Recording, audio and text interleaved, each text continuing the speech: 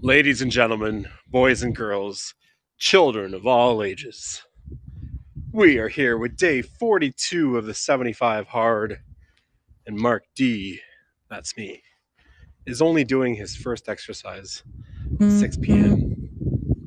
Feeling a little trapped, and I'd feel completely anxious about this, except I have a very good support system in my life. And this is an amazing thing, especially for these most intense moments. And truly, my partner is awesome. Happy birthday, Lauren. I love you so much. I'm so grateful for you and all that you've taught me. I'm grateful for your smile that greets me when I come home from work. I'm grateful for your ability to help me communicate better. I'm grateful for you finding ways to learn more about me and showing me how to learn more about you.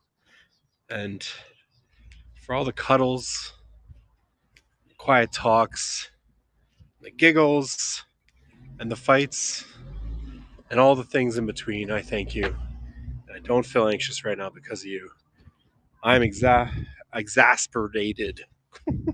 I'm exhausted. So tired. Still not feeling well. Lauren's birthday is today. She's been very understanding about that. And I greatly appreciate that too, my love. So here's the deal. I'm going to do my walk while the family's eating dinner. And then they're going to do bedtime. And after I'm done bedtime, I'm going to go on my second walk. They won't be 3 hours apart. They'll be about 2.5 hours apart. And you know what? That's not technically doing the 75 hard. So I ask you, have I failed? I guess I could wait to go later. But at the state I'm in, not feeling well, I don't really think it's a good idea to push myself to be up even later doing exercise late at night. But I don't know. Fuck, maybe that's just my filter and frame that I've positioned around that. What do you guys think? I don't know. So if it's 6 o'clock, I'm done at 6:45. Go home, do bedtime. I'm out by 8:45. That's 2 hours.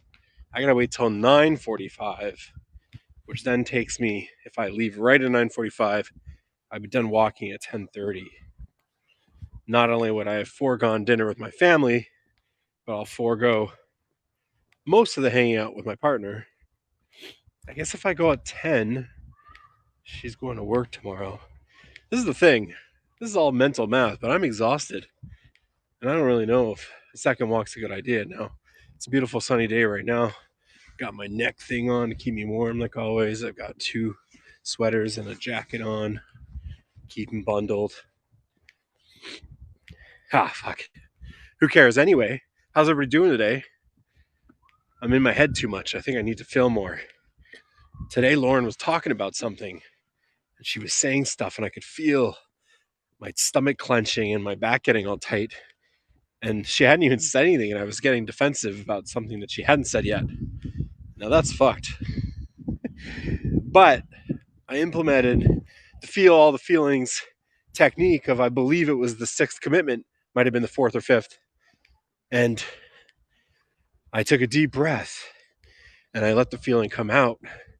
And I said the feeling in a responsible, from me position. And then I made a moaning sound, which is part of feeling the feelings. You gotta represent it in some sort of movement or sound to release that energy. And a couple tears shed. And Lauren responded with a welcoming response of understanding and explanation. And it worked. I was baffled, and because I'm feeling a little bit weak, I was also feeling a little emotionally weak on it. So it was just a case of kind of letting it out, and then I had a few tears, and I was like, "Oh, that fucking worked!" It worked, man. It worked, everybody. Woohoo! Anyway, I'm really enjoying practicing the 15 commitments.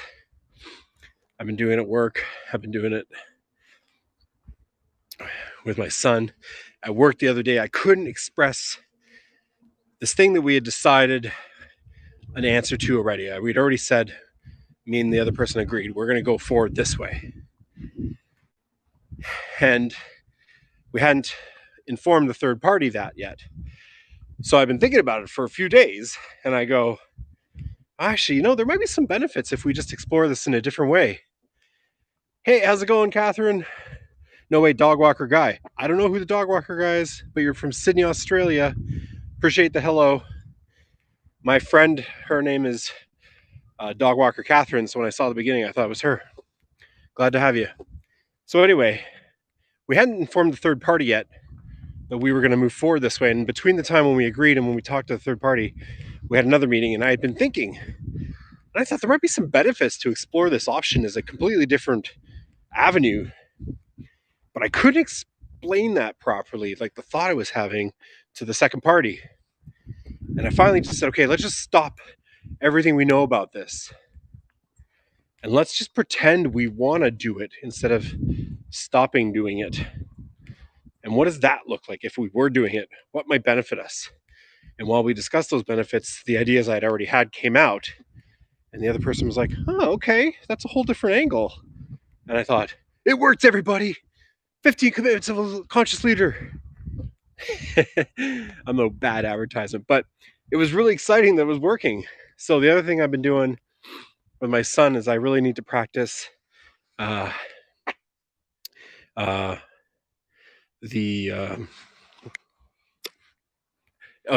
need to practice the commitment that I believe my truth, the opposite of my truth, is as important or more important of an answer or accurate of an answer than my actual one. Nice. Yeah, you would get along, dog walker. That's right. She's a pretty awesome, intelligent woman, actually. I really have a lot of respect for Catherine. Yeah, so I was kind of exploring this with my son too, where I always think I know what's right for him, and I always think that this is the way we need to do things. So I've been stopping and asking myself, what if the opposite is as right or more right than what I think? And I'm not completely there yet to shift fully out of the things I think are right for him. But it's absolutely giving me more creative ideas, no more open mind around it, and showing me a better way to kind of approach the things. And so that's been helpful. I'm not all the way there, but obviously practicing in the hardest moments are the best times for you to practice something. Don't quit when it gets hard. And so that's all the places where the 15 commitments are really showing up. That was twice in 2 days where I really thought it blew my mind. So anyway,